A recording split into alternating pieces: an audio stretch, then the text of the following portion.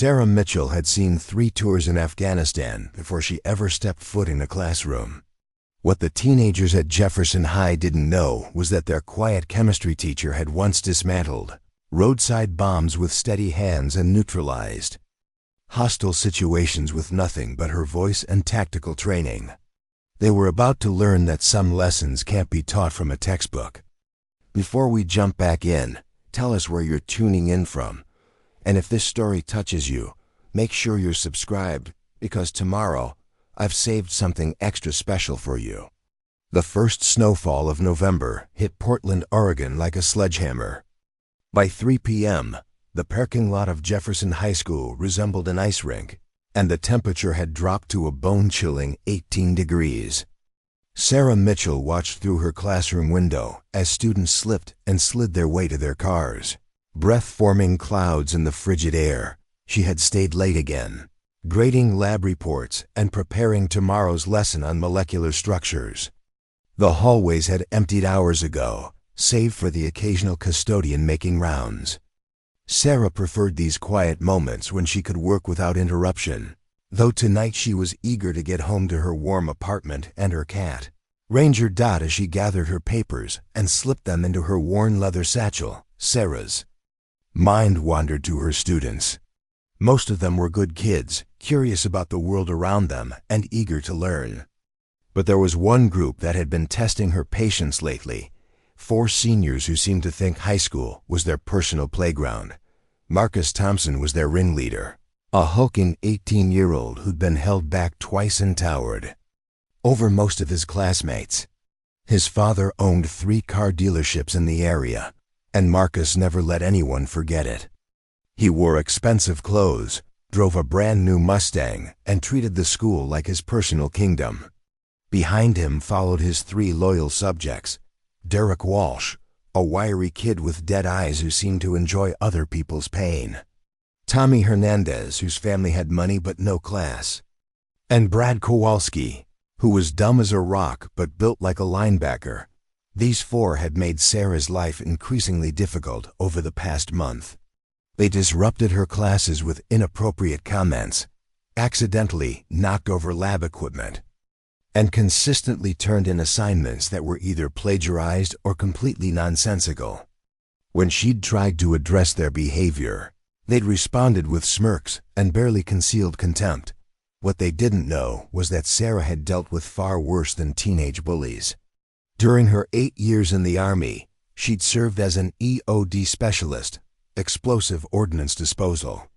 She'd crawled through rubble-strewn buildings in Kandahar, disarmed IEDs with Taliban fighters firing at her from rooftops, and coordinated with special forces units in operations that never made the news. She'd earned 3 Bronze Stars, a Purple Heart, and the respect of every soldier she'd served alongside, but that was a lifetime ago.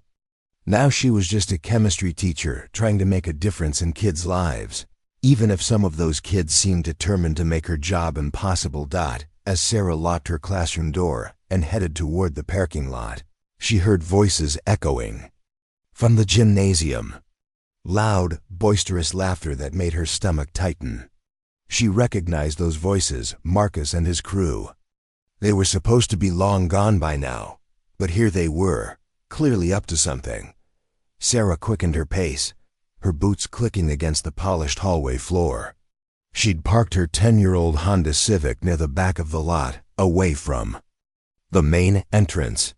It wasn't much to look at, but it was reliable and paid for 2 things that mattered more to her than impressing anyone.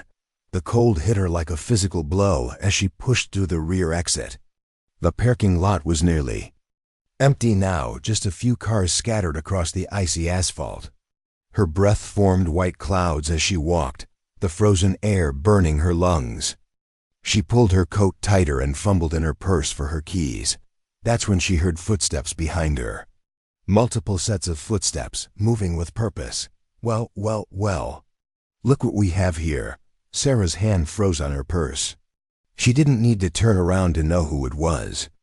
Marcus Thompson's voice was unmistakable, that entitled drawl that suggested the world owed him something. She turned slowly, her military training kicking in automatically. Always face the threat.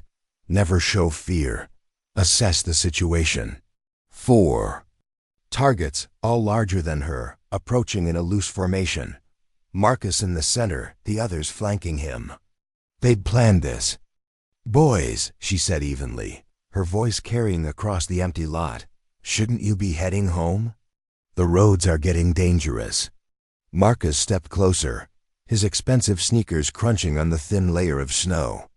"Oh, we're not going anywhere. Miss Mitchell. See, we've been talking, and we think you owe us an apology."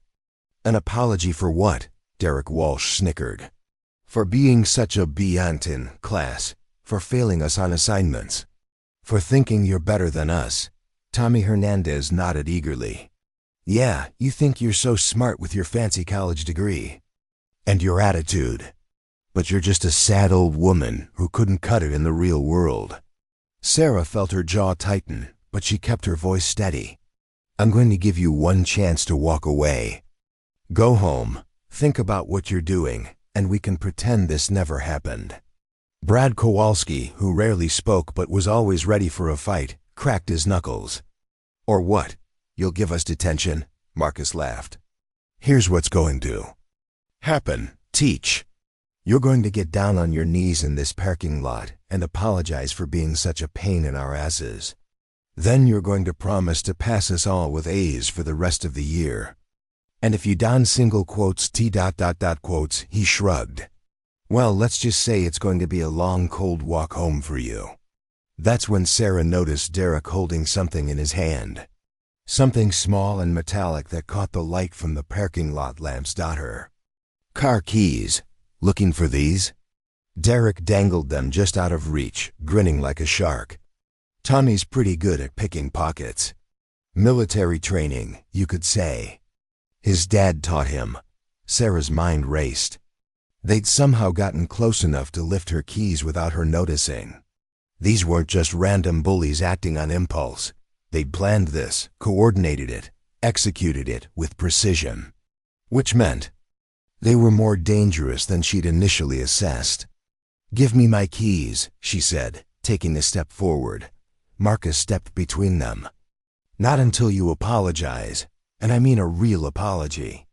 On your knees, begging us to forgive you for being such a terrible teacher." The wind picked up, sending snow swirling around them. Sarah could feel the cold seeping through her coat, but she didn't shiver. She'd been colder, much colder. In places where the temperature was the least of her worries. "I'm not getting on my knees for anyone," she said quietly. "Then I guess you're walking home," Marcus said. "Hope you wore comfortable shoes." Derek pocketed the keys and stepped back. "Maybe by the time you get home, you'll have learned some respect. Or maybe you'll freeze to death. Either way, we won't have to deal with your attitude anymore." Sarah looked at each of them in turn. Marcus with his smug smile, Derek with his dead eyes, Tommy practically bouncing with excitement. Brad cracked his knuckles again, clearly hoping this would turn physical. They had no idea who they were dealing with. "You know what?" Sarah said, her voice taking on a different tone, calmer, more controlled. The voice she'd used when talking. "Down hostile civilians in Kabul. You're absolutely right. I do owe you an apology." Marcus blinked, clearly not expecting her to cave so quickly. "Damn right you do." "I apologize," Sarah continued, "for not recognizing what you really are sooner. I apologize for thinking you might actually have potential. And I apologize for what's about to happen next." The 4 teenagers exchanged glances. Something in her tone had shifted, and they could sense it even if they couldn't identify it. "What's that supposed to mean?" Derek asked. Sarah smiled. It wasn't a pleasant smile. It was the smile of someone who'd survived 3 combat tours and had nothing left to lose. "It means," she said, "that you just made the biggest mistake of your lives." The silence stretched between them like a taut wire. Sarah could see the confusion creeping into their faces as they tried to process her sudden shift in demeanor. Marcus, who had been so confident moments before, now looked uncertain. "Look, lady, we're not playing games here," he said, but his voice lacked its earlier conviction. "Just apologize and we'll give you your keys back." Sarah took a slow step forward, her movements fluid and controlled. Years of tactical training had taught her that position was everything. She needed to close the distance, force them into a tighter formation where their numbers would work against them. "Oh, but I think you are playing games," she said, her voice carrying a new edge. "The question is, do you know the rules?" Derek shifted nervously, his hand moving to his pocket where he'd stashed the keys. "What are you talking about? You're just some teacher. You can't do anything to us." "Some teacher," Sarah repeated, almost to herself. "You know what I did before I became some teacher? I spent 8 years in the army, 3 tours in Afghanistan. I was EOD, Explosive Ordnance Disposal. Do you know what that means?"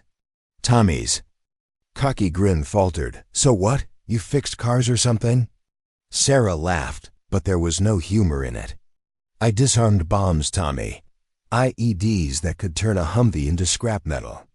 I crawled through buildings where people were actively trying to kill me. I worked with special forces units on operations that would give you nightmares." Preparing and narrating this story took us a lot of time, so if you are enjoying it, subscribe to our channel. It means a lot to us. Now back to the story. She took another step forward. The 4 boys instinctively stepped back, their formation beginning to break apart. "But you want to know the most important thing they taught me," Sarah continued. "How to read people. How to identify threats. How to neutralize them before they become a problem." Marcus tried to regain control of the situation. "You can't touch us, we're minors." "You'll lose your job." "Will I?" Sarah asked. 4 teenagers assault a teacher in an empty parking lot, steal her property, and threaten her. I wonder how that will look on your permanent records when you're trying to get into college. "Oh wait, you're not getting into college, are you?" "Marcus, not with your grades." Brad stepped forward, his fists clenched. "Shut up, you don't know anything about us." "I know more than you think," Sarah said. "I know Marcus here is failing every class except gym. I know Derek's been suspended twice for fighting. I know Tommy's parents are getting divorced, and he's acting out because he can't deal with it. And I know Brad's struggling with a learning disability that nobody's bothered to diagnose properly." The accuracy of her observations hit them like physical blows. Derek's face went pale. Tommy's hands started shaking. Even Brad looked stunned. "How do you—" Tommy started. "Because I pay attention," Sarah interrupted. "It's what kept me alive overseas. The ability to read a situation, understand the players, and predict their next moves." She was close enough now that she could smell the fear starting to emanate from them. Their body language had completely changed, shoulders hunched, eyes darting, looking for escape routes. "Here's what's going to happen," Sarah said, her voice dropping to barely above a whisper. "Derek is going to take my keys out of his pocket and place them on the ground. Then you're all going to walk away and pretend this never happened." Derek's hand moved toward his pocket, but Marcus grabbed his wrist. "Don't you dare. We're not backing down from some crazy teacher." "Crazy?"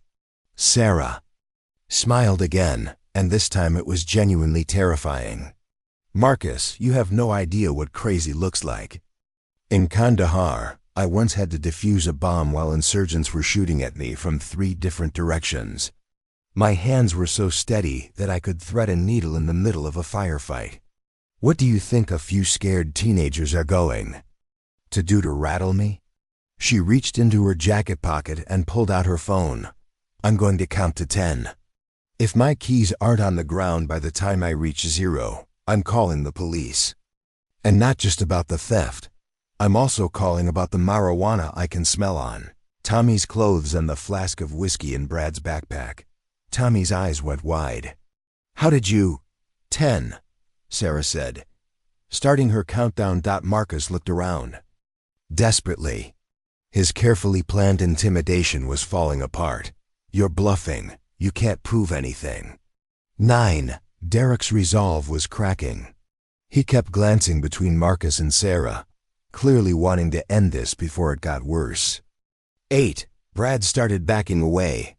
Marcus, man, maybe we should just— Shut up, Marcus snapped. She's just trying to scare us. 7. Tommy was practically hyperventilating now. Dude, my parents will kill me if I get arrested. My dad's already threatening to send me to military school. 6. Sarah's finger hovered over the emergency call button. She wasn't bluffing. She would absolutely follow through. But she could see the cracks forming in their unity. Marcus was losing control of his crew. 5. Derek yanked his arm free from Marcus's grip. I'm done with this, man. This is crazy. 4. Derek. Don't you dare, Marcus started. 3. Brad was already 10 feet away, having decided that discretion was the better part of valor. I'm out. This is insane. 2. Tommy joined Brad in retreat. Sorry, Marcus. I can't get arrested. My parents are already talking about taking my car away. 1. Derek pulled the keys from his pocket, his hands shaking. Here, take them. He threw them on the ground and immediately started backing away. 0. Marcus stood alone, his 3 followers having abandoned him. Sarah looked at him with something approaching pity. Still feeling like the big man on campus? She asked. Marcus's face was red with rage and embarrassment. This isn't over. You think you're so tough, but you're nothing. Just a washed-up soldier. Playing teacher. Sarah bent down and picked up her keys, never taking her eyes off him. You're right about one thing, Marcus. This isn't over, but not in the way you think. She straightened up and took a step toward him. Even though she was nearly a foot shorter, Marcus instinctively stepped back. Here's what's going to happen, she said.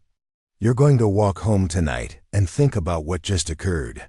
You're going to realize that you and your friends just committed several crimes: theft, intimidation, harassment of a school employee. And you're going to understand that I have every right to report this to the police, the school administration, and your parents. Marcus opened his mouth to protest, but Sarah held up a hand. I'm not finished. You're also going to realize that despite having every reason to destroy your futures, I'm not going to do that. Do you know why? Marcus stared at her, unable to speak, because unlike you, I believe in second chances. I believe that even the worst people can change if they're given the right motivation. And right now, you have all the motivation you need. She turned and walked toward her car, leaving Marcus standing alone in the snow. As she reached her Honda, she called back over her shoulder. Oh, and Marcus, the next time you decide to mess with someone, you might want to make sure you know who you're dealing with first. Not everyone is as forgiving as I am. She got in her car and started the engine, watching in her rearview mirror as Marcus finally began the long walk home. The snow was falling harder now, and the temperature was dropping fast. It was going to be a very cold night. Sarah drove home through the worsening storm, her hands steady on the wheel despite the icy conditions. The encounter in the parking lot had awakened something in her that she'd tried to keep buried since leaving the army. The tactical awareness, the ability to read hostile intent, the calm calculation under pressure, it all came flooding back. As if she'd never left Afghanistan. Her apartment was a modest 1-bedroom unit in a converted warehouse downtown. Sparse but functional, much like her military quarters had been. Ranger, her tabby cat, greeted her at the door with typical feline indifference before padding back to his favorite spot on the WINDO. WSILL. Sarah poured herself a glass of wine and settled into her worn leather chair, the same one she'd bought when she first got out of the service. The silence was broken only by the wind rattling her windows and the distant hum of traffic. She pulled out her phone and scrolled through her contacts, stopping at a name she hadn't called in months. Captain Jennifer Walsh, her former commanding officer who now worked at the Pentagon, but instead of calling, she set the phone aside. This wasn't a military situation anymore. This was civilian life, with civilian rules and civilian consequences. She'd handled it the right way, with restraint and strategic thinking rather than force. The next morning brought news that would change everything. Sarah arrived at Jefferson High to find the parking lot buzzing with activity. Police cars were parked near the main entrance, their red and blue lights cutting through the gray morning light. Students clustered in small groups, whispering and pointing. Something big had happened. She parked and made her way through the crowd, recognizing several of her students among the gathered teens. Lisa Chun, one of her brightest pupils, approached her with wide eyes. "Miss Mitchell, did you hear what happened? Someone broke into the school last night and vandalized the gymnasium." Sarah felt a cold knot form in her stomach. "What kind of vandalism?" "They spray-painted profanity all over the walls and broke some equipment. The weird thing is, they didn't steal anything valuable, just destroyed stuff." As Sarah entered the building, she was intercepted by Principal Robert Hayes, a thin man in his 50s who always looked like he'd rather be anywhere else. His face was grim as he approached her. "Sarah, I need to speak with you in my office immediately." The walk down the hallway felt endless. Sarah's mind raced through possibilities, but she already suspected what this was about. The timing was too convenient. Hayes' office was cramped and cluttered, filled with stacks of paperwork and outdated motivational posters. He gestured for her to sit while he closed the door and drew the blinds. "I'm going to ask you a direct question," he said, settling behind his desk. "Did you have any kind of confrontation with Marcus Thompson and his friends yesterday after school?" Sarah met his gaze without flinching. "Yes. They took my car keys and tried to intimidate me in the parking lot. I handled the situation and got my keys back." Hayes rubbed his temples. "Jesus, Sarah, what exactly did you do to handle it?" "I talked to them, used some basic psychology to get them to back down. No physical contact, no threats of violence, just conversation." "Conversation," Hayes repeated flatly. "Marcus Thompson came to school this morning with frostbite on his fingers and toes. He claims you threatened him and forced him to walk home in sub-zero temperatures." Sarah's jaw tightened. "I didn't force him to do anything. He and his friends chose to stay after school to harass me. When their intimidation failed, they chose to walk rather than call for a ride. That's not how Marcus tells it. He says you threatened to have him arrested, used your military background to scare him, and essentially forced him to walk home." "Did he mention the part where he and his friends stole my car keys?" Hayes sighed. "He claims it was a prank that got out of hand. Says he was going to give them right back." Sarah leaned forward. "Robert, you've been dealing with Marcus Thompson for 4 years. Do you honestly believe he was planning to just give them back? What I believe isn't the issue here. The issue is that a student was hospitalized with frostbite after an encounter with a teacher. His parents are talking about lawsuits. The school board is involved, and the police want to interview you." The door opened without warning, and Detective Mike Rodriguez entered. Sarah recognized him from the hallway. He'd been interviewing students about the gymnasium vandalism. "Miss Mitchell? I'm Detective Rodriguez. I'd like to ask you some questions about the incident yesterday evening." Sarah nodded. "Of course." Rodriguez was a compact man with intelligent eyes and the bearing of someone who'd served in the military. He pulled out a notebook and flipped through several pages. "Marcus Thompson claims you threatened him and his friends, forced them to walk home in dangerous weather conditions, and used your military training to intimidate them. He also says you somehow knew personal information about them that you shouldn't have had access to." "What kind of personal information?" Sarah asked. "Details about their family situations, academic performance, and allegedly some illegal activities they've been involved in." Sarah felt the trap closing around her. "I'm a teacher. I pay attention to my students. I notice when they're struggling, when they're acting out, when they're dealing with problems at home. That's not unusual. Is it usual for teachers to know about students carrying alcohol or drugs? I smelled alcohol on one of them and marijuana on another. That's not inside information. That's basic observation. Rodriguez made a note. Marcus also claims you counted down from 10 while threatening to call the police. He says it felt like a military interrogation technique. I gave them 10 seconds to return my stolen property before I called the police. That's not an interrogation technique. That's common sense. Hayes shifted uncomfortably in his chair. Sarah, there's something else. The gymnasium vandalism happened sometime between 11 p.m. and 2 a.m.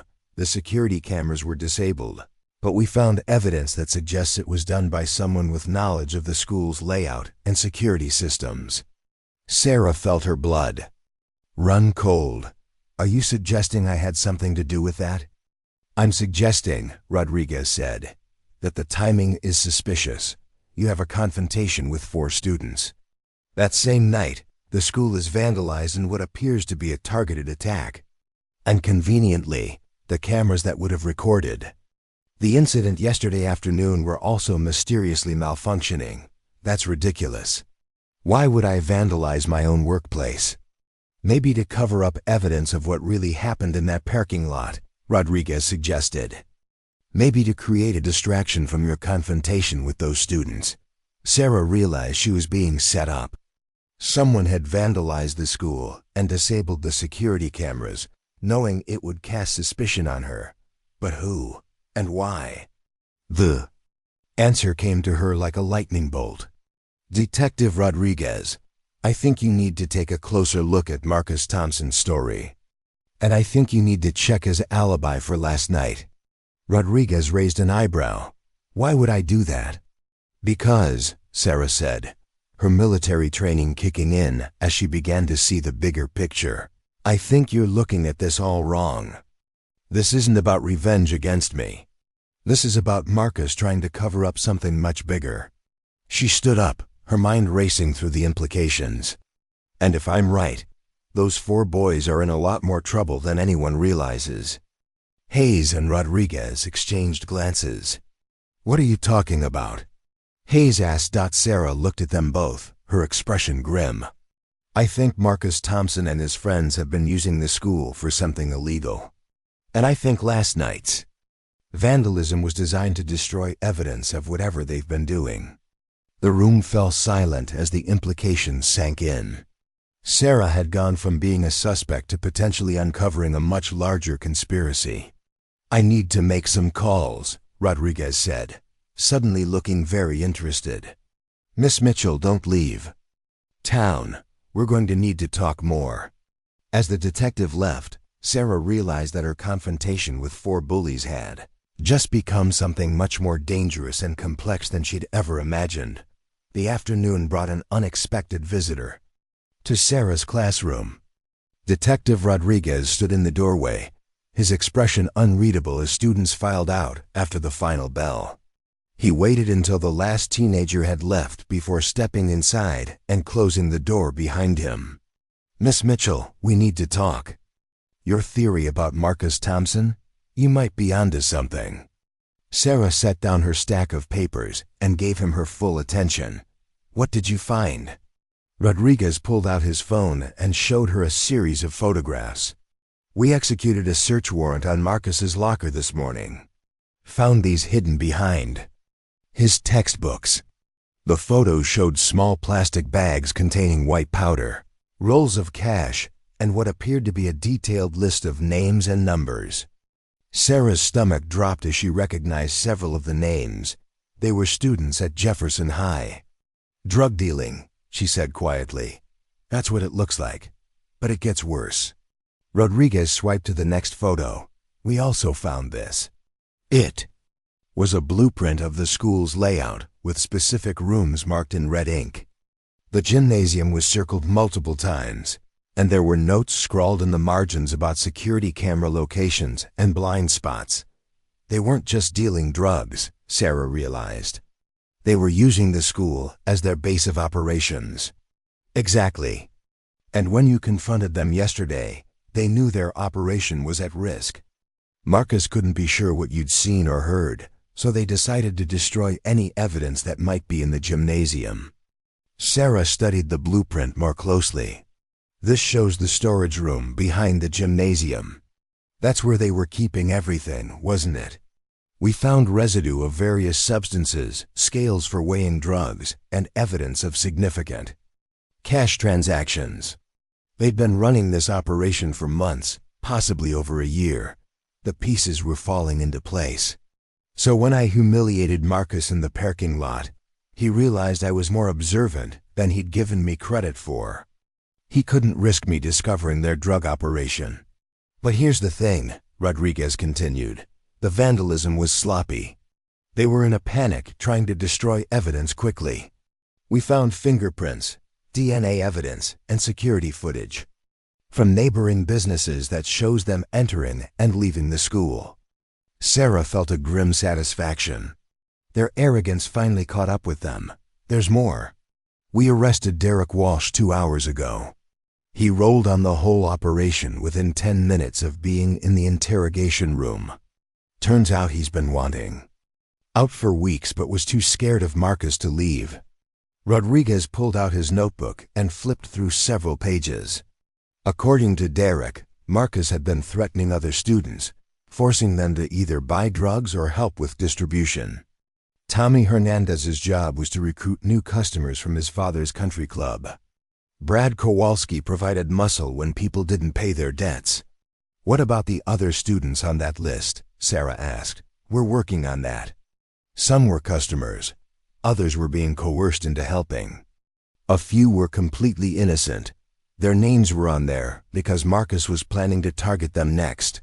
Sarah shook her head in disgust. These kids were terrorizing the entire school. Derek also told us something interesting about yesterday. He said Marcus had been planning to humiliate you for weeks. He was furious that you'd failed him on several assignments and threatened to call his parents about his behavior. So the parking lot incident wasn't spontaneous. Not at all. They'd been watching your routine, knew when you stayed late, and planned the whole thing. The only part they didn't plan for was your reaction. Rodriguez closed his notebook and looked at Sarah with something approaching respect. Derek said you knew things about them that scared them more than any physical threat could have. How did you read them so accurately? Sarah leaned back in her chair, remembering her years in Afghanistan. When you're in a combat zone, your life depends on being able to read people instantly. You learn to spot the tells, the nervous gestures, the way someone's eyes move, the changes in their breathing pattern. These kids might have thought they were tough, but they were amateurs compared to the people I dealt with overseas. Derek said you somehow knew about Tommy's parents' divorce, his learning disability, Marcus's academic failures. How? Basic observation and deduction. Tommy's been wearing the same clothes for weeks. His hygiene has deteriorated. He's been falling asleep in class, and he's lost weight. Classic signs of a kid dealing with trauma at home. Brad struggles with reading aloud, has trouble with written assignments, but excels at hands-on lab work.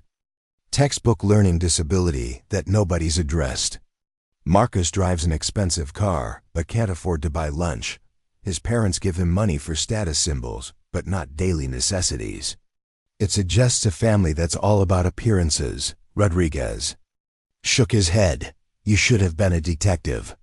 I considered it when I left the army, but I wanted to make a positive difference in kids' lives, not just catch them after they'd already made mistakes.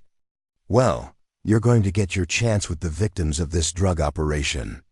We've identified at least a dozen students who were being coerced or threatened. They're going to need support getting their lives back on track. Sarah felt a spark of hope. What about the charges against me? Marcus's frostbite claim?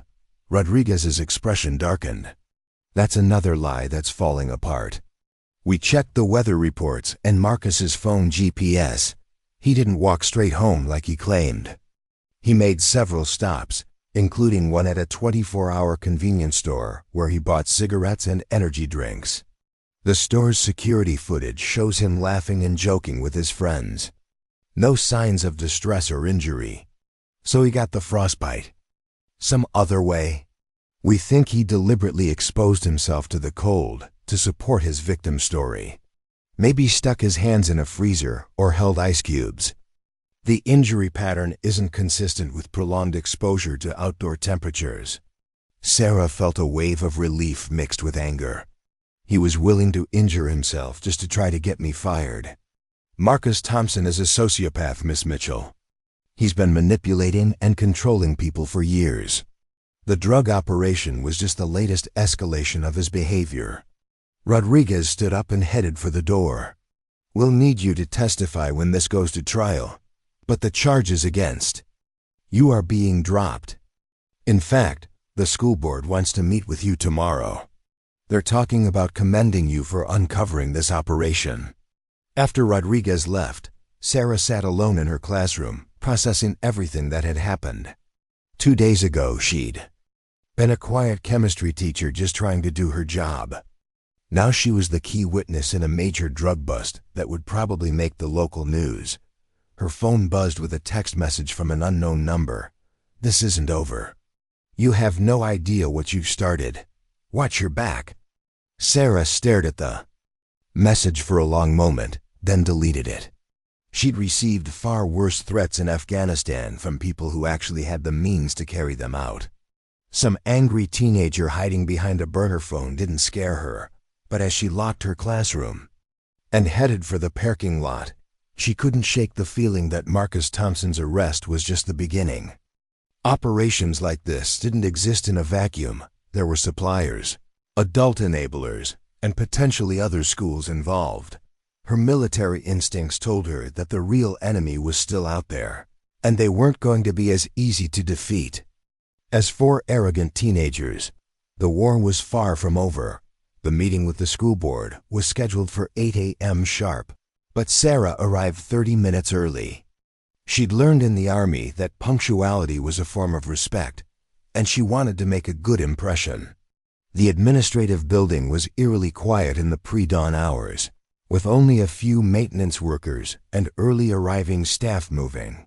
Through the corridors. Board, President Margaret Steinberg greeted her in the conference room, a stern woman in her 60s who'd been fighting education battles for over 2 decades. Joining her were Superintendent David Chun, Principal Hayes, and 2 other board members Sarah didn't recognize. Miss Mitchell, Steinberg began, we owe you an apology. And more importantly, we owe you our thanks. Sarah settled into the offered chair, noting the formal tone but relaxed body language around the table. These weren't adversaries, they were all eyes who'd been caught off guard by recent events. Superintendent Chun opened a thick folder. The DA contacted us this morning. The drug operation you helped uncover extends far beyond Jefferson High. They've been tracking similar networks in 3 other school districts, and your evidence is the key that's breaking the entire case open. How extensive are we talking? Sarah asked. Conservative estimates suggest over 200 students across 4 schools were either customers or unwilling participants. The operation was generating approximately $50,000 per month in revenue. Sarah felt her blood run cold. 50,000? That's not teenage drug dealing, that's organized crime. Board member Patricia Hawkins leaned forward. That's exactly what it was. Marcus Thompson wasn't the mastermind, he was middle management. The real operators are adults with connections to major drug trafficking organizations. Principal Hayes, who'd been notably quiet, finally spoke up. Sarah, we need to discuss your safety. The people behind this operation have significant resources and a history of violence. The DEA is recommending you enter witness protection.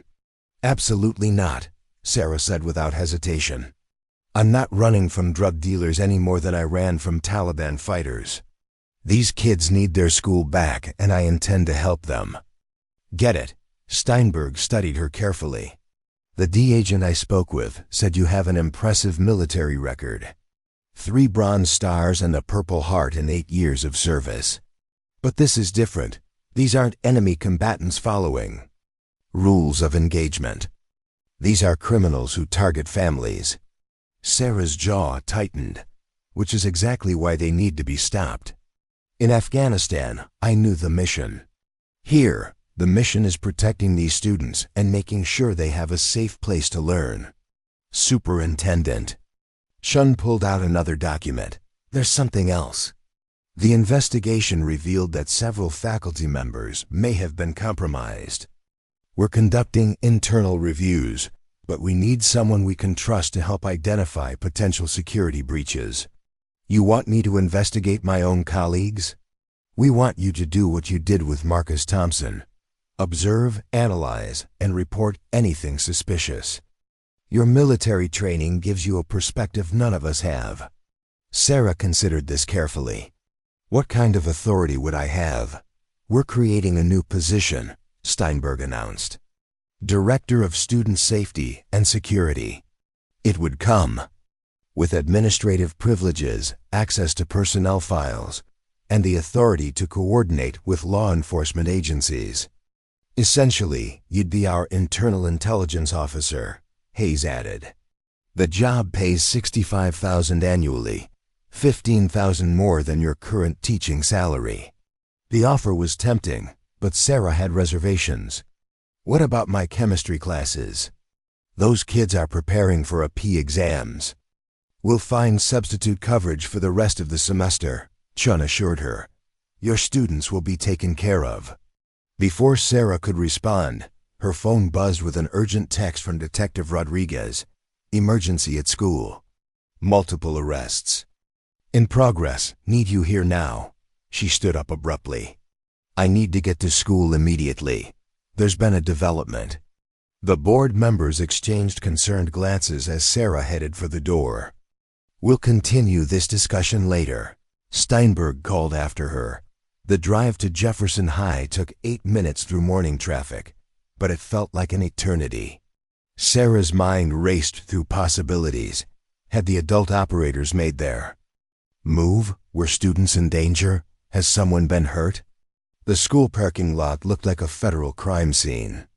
D vehicles, local police cars, and unmarked sedans filled every available space. Students and parents clustered behind yellow tape, watching as agents led several people in handcuffs toward waiting vans. Sarah spotted Rodriguez near the main entrance and quickly made her way over. His expression was grim, but satisfied. What happened? She asked. We moved up our timeline. Intelligence suggested the organization was planning to eliminate witnesses today, starting with Derek Walsh and potentially moving on to you. Sarah felt a chill that had nothing to do with the morning air. How credible was the threat? Credible enough that we had snipers positioned on nearby buildings last night. These people don't mess around. Rodriguez gestured toward the school building. We arrested 5 adults this morning, including 2 who were posing as substitute teachers. They'd been gathering intelligence on students who might testify against the operation. Substitute teachers? Perfect cover. Access to student records, ability to identify vulnerable kids. And no one questions why they're asking about specific students' backgrounds and family situations. Sarah shook her head in disgust. How long have they been here? At least 3 months, possibly longer. We're still piecing together the timeline. As they spoke, Sarah noticed a familiar figure being led toward one of the vans. It was Janet Morrison, the substitute who'd been covering Sarah's classes during her meetings with investigators. Janet was working for them? Janet Morrison isn't her real name. She's actually Sandra Vega, a convicted drug trafficker who served 5 years in federal prison. She was specifically assigned to monitor your activities and assess whether you posed a threat to their operation. The realization hit Sarah like a physical blow. She had access to my lesson plans, my computer, and my gradebook. She knew everything about my schedule and my students. which is how they knew exactly when and where to target you in the parking lot. Marcus Thompson was given your routine down to the minute. Rodriguez pulled out his phone and showed her a series of text messages. We found these on Sandra's phone. She was feeding information to Marcus's handlers and coordinating the intimidation attempt. Sarah read through the messages, her anger building with each line. The adults had been manipulating everything from the beginning, using teenagers as expendable tools in their operation. There's more, Rodriguez continued. We found evidence that they were planning to frame you for drug possession if the intimidation didn't work. Sandra had planted evidence in your classroom that we discovered during the search. What kind of evidence? Cocaine residue in your desk drawer and a burner phone with text messages indicating you were selling drugs to students. If we hadn't moved when we did, you'd have been arrested this morning. Sarah stared at the school building, realizing how close she'd come to losing everything. Her career, her freedom, potentially her life, all because she'd refused to be intimidated by 4 bullying teenagers. How many students were they planning to hurt? She asked quietly. Derek Walsh was definitely on the list. Probably Tommy Hernandez too, since he was cooperating with our investigation. And based on the intelligence we gathered, they were prepared to target any student or faculty member who threatened their operation. As Sarah watched the last of the arrested suspects being loaded into vehicles, she realized the scope of what she'd stumbled into. This wasn't just about drugs or money. It was about predators who viewed children as disposable assets in their criminal enterprise. Detective Rodriguez, she said, her voice taking on the same tone she'd used when addressing her unit before dangerous missions. I want to help finish this. Whatever it takes. Rodriguez studied her face and nodded slowly. I was hoping you'd say that. Because this is far from over, and we're going to need someone with your skills to make sure these people never get near another school again. 3 weeks later, Sarah found herself in an unmarked D office 30 miles outside Portland, staring at surveillance photos spread across a conference table. The faces looking back at her represented the highest levels of a drug trafficking organization that had spent 2 years infiltrating Pacific Northwest school systems. Agent Rebecca Morrison, no relation to the fake substitute teacher, briefed Sarah on the final phase of their operation. Morrison was a 20-year veteran of the D with the weathered look of someone who'd seen too much of humanity's dark side. The arrests at Jefferson High spooked them, but they didn't shut down. Morrison explained. They've moved their base of operations to Lincoln Middle School, about 15 miles south. Same playbook. Corrupt adults posing as school employees, vulnerable kids being coerced into the network. Sarah studied the photos of Lincoln Middle School. Why a middle school? The kids are younger, less money to spend on drugs. Recruitment, said Agent David Kim, Morrison's partner. 11 and 12-year-olds are easier to manipulate and control. They get them hooked young, then use them as distributors when they reach high school age. The thought of children that young being targeted made Sarah's stomach turn. What's the timeline? Morrison pulled out a detailed operational plan. We've identified their new security chief, a man named Vincent Torres, who has military experience. Similar to yours. Army Rangers, 3 tours in Iraq, dishonorably discharged for excessive violence against civilians. He's the one coordinating their counter-surveillance and threat elimination protocols, Kim added. Torres is the reason we haven't been able to get close to their new operation. Sarah looked up from the files. You want me to go undercover? Lincoln Middle School needs a new science teacher. One of their faculty members had a family emergency and resigned suddenly.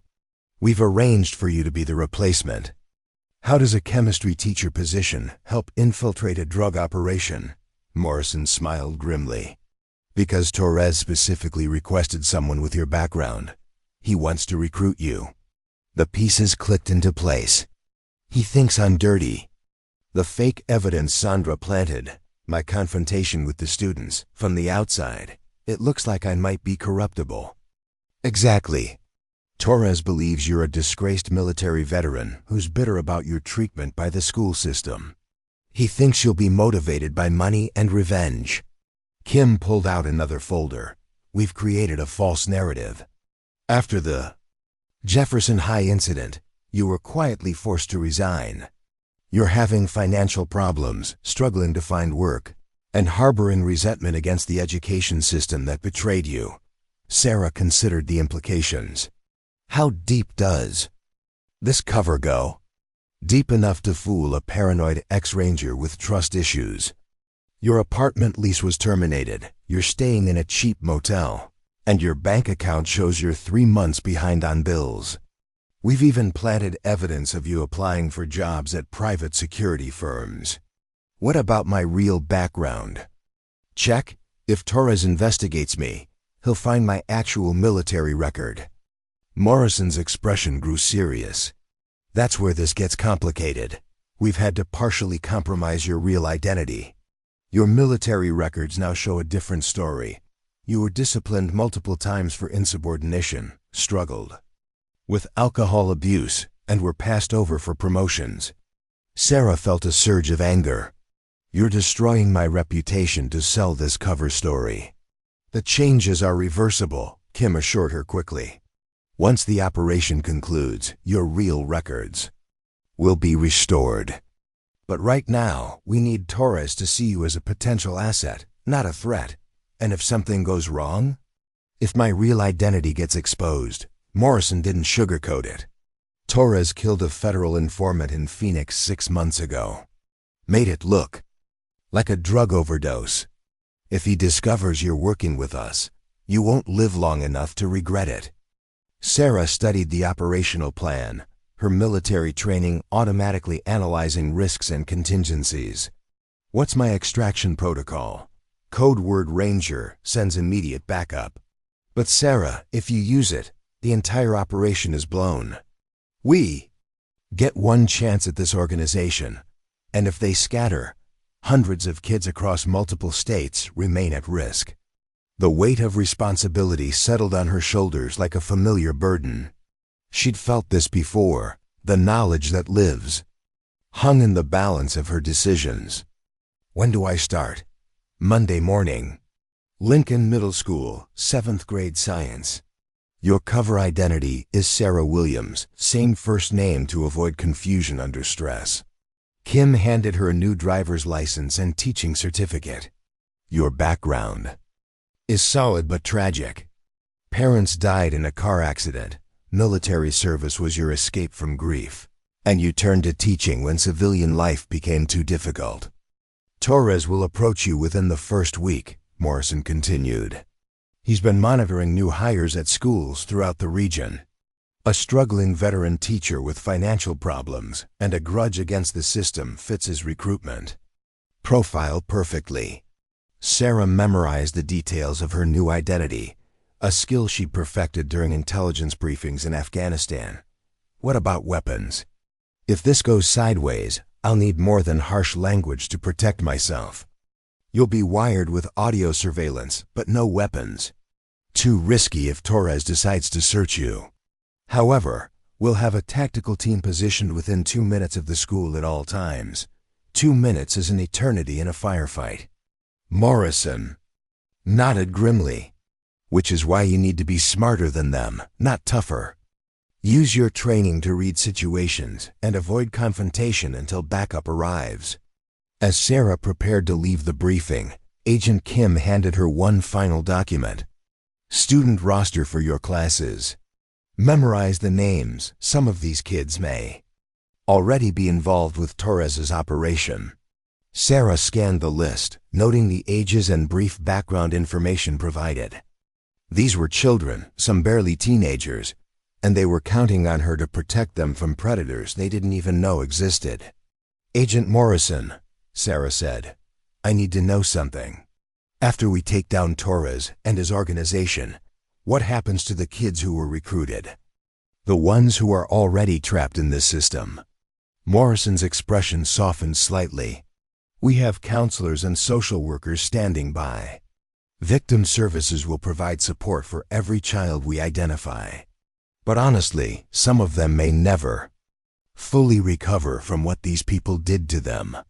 Sarah felt her resolve harden. Then we make sure Torres and his people pay for every child they've hurt. Just remember, Kim cautioned, you're not a soldier anymore. You're an undercover agent.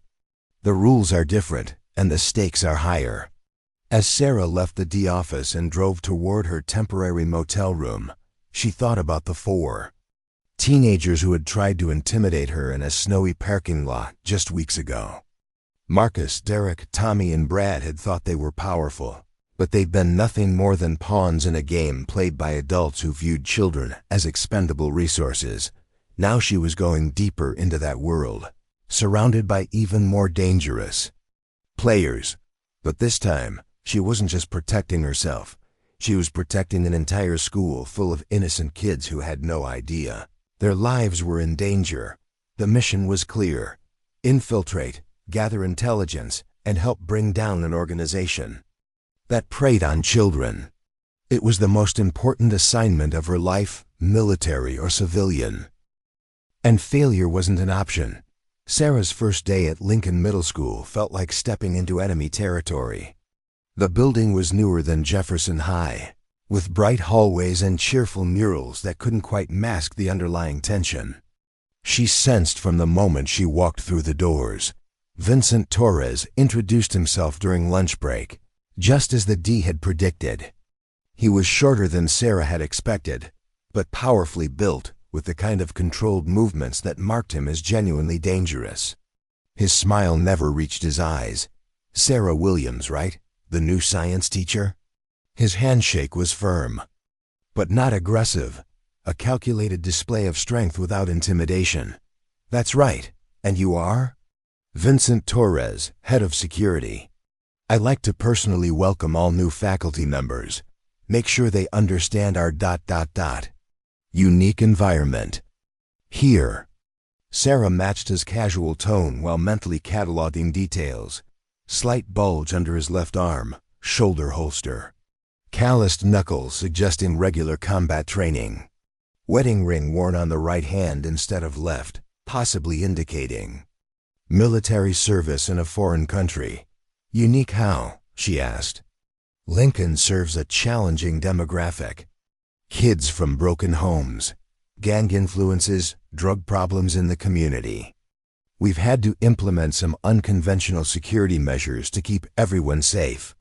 Over the following week, Sarah established her cover identity while gathering intelligence.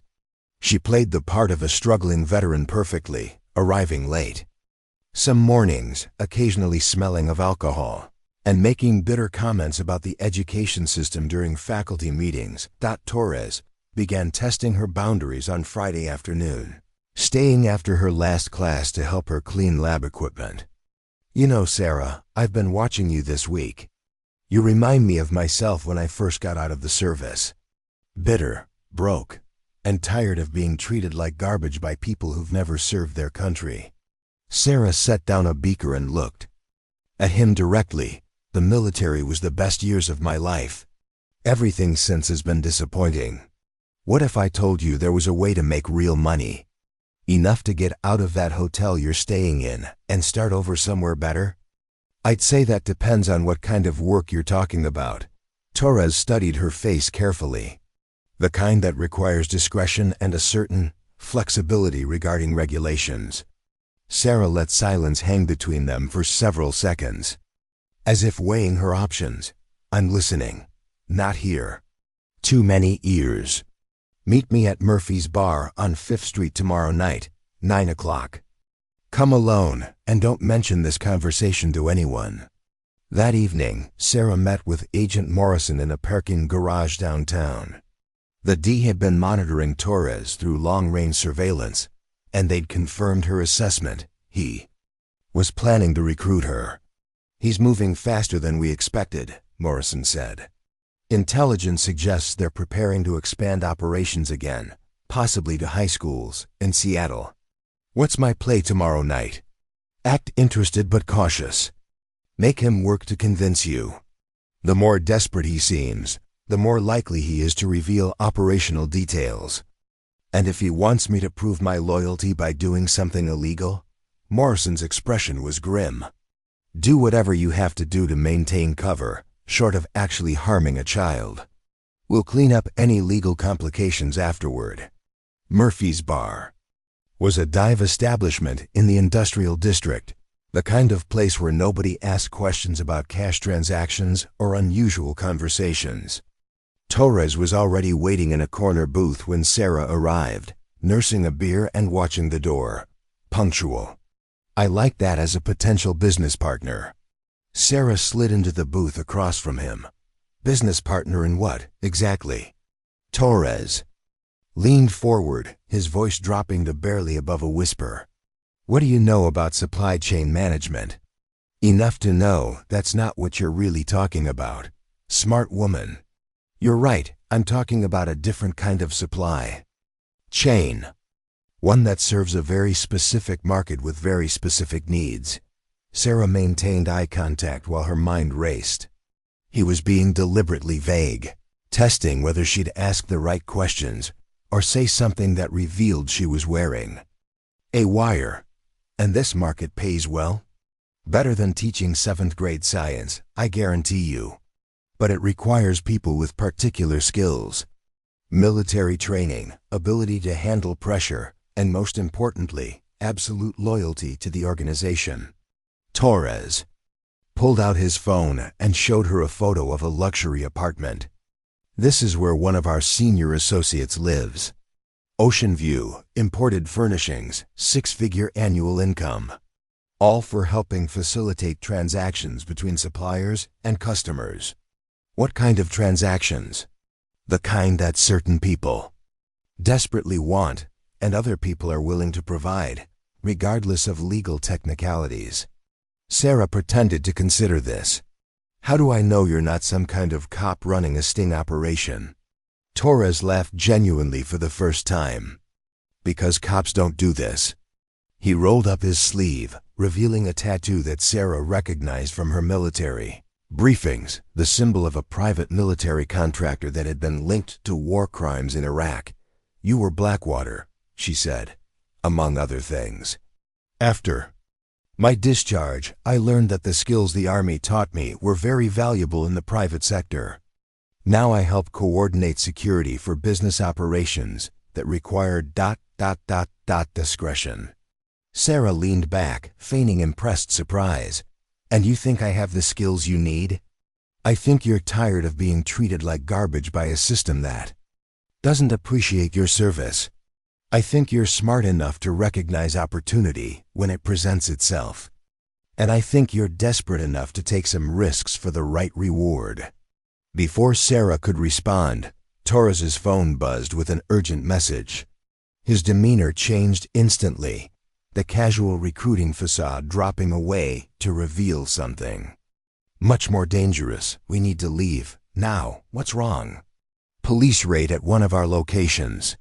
Could be coincidence, could be something else. Either way, this conversation never happened. Torres threw money on the table and headed for the exit, leaving Sarah alone in the booth. She waited exactly 3 minutes before following, knowing that DEA surveillance teams would track both of them from the parking lot. The next morning brought news that shattered Torres's operation completely.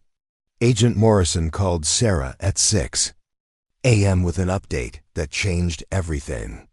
We didn't just raid one location last night. We hit 12 facilities simultaneously across 3 states. Torres's entire network is gone. What about Torres himself? In federal custody as of 2 hours ago. Turns out your conversation last night was recorded by more than just your wire.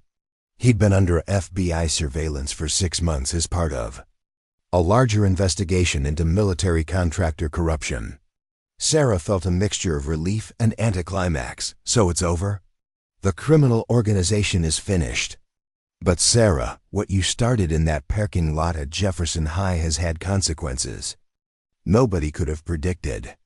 The DEA estimates that your actions prevented over 800 children from being recruited into drug trafficking networks. 3 months later, Sarah stood before a packed auditorium at Jefferson High School, The occasion was a special assembly, recognizing the students and faculty who had helped expose the drug operation. Marcus Thompson, Derek Walsh, Tommy Hernandez, and Brad Kowalski were notably absent. All four were serving sentences in juvenile detention facilities. Principal Hayes introduced her to thunderous applause. Ladies and gentlemen, the teacher, who proved that sometimes the best education happens outside the classroom, Sarah Mitchell. Sarah approached the podium, looking out at hundreds of young faces. Some she recognized from her chemistry classes, others were strangers. But they were all safe now, protected from predators who had viewed them as nothing more than potential profit. When I became a teacher, she began, I thought my military service was behind me. I thought I was done fighting battles and protecting people from those who would harm them. I was wrong. She paused, making eye contact with students throughout the audience. The truth is, every school is a battlefield. Not against foreign enemies, but against ignorance, against despair, and sometimes against those who would exploit the vulnerable. Your education is your weapon, your curiosity is your armor, and your determination is your victory. As Sarah continued her speech, she thought about 4 teenagers who had tried to steal her car keys on a snowy evening. They'd intended to humiliate her, to assert their dominance over someone they saw as weak. Instead, they'd awakened something in her that she'd thought was dormant. They'd reminded her that her mission, protecting those who couldn't protect themselves, was far from over. The applause that followed was deafening, but Sarah barely heard it. She was already thinking about her next assignment, the next school that might need someone with her particular skills, because somewhere out there, other predators were targeting other children, and Sarah Mitchell would be ready for them. Up next, you've got 2 more standout stories right on your screen. If this one hits the mark, you won't want to pass these up. Just click and check them out. And don't forget to subscribe and turn on the notification bell so you don't miss any upload from us.